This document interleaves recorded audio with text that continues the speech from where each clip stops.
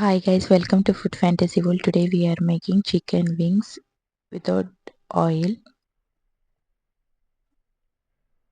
Yummy and tasty recipe. Chicken wings half kg with the skin. Salt as per taste. Black pepper powder 1 tablespoon. Garlic powder 1 tablespoon. Corn flour half cup. All purpose flour 4 tablespoon. Mix everything.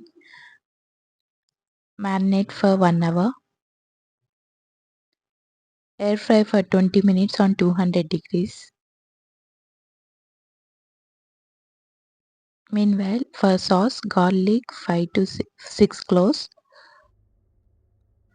oil 2 tablespoon, chopped garlic, salt half tablespoon, tomato ketchup 4 tablespoon, hot sauce 4 tablespoon,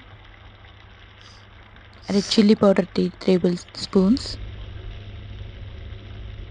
Mix everything. Now add water 4 tablespoon, sugar 1 tablespoon. Mix everything. Sauce is ready. Air fried chicken is ready. Now transfer air fried chicken to a sauce. Mix everything. Now enjoy wings. Thanks for watching. See ya. Bye.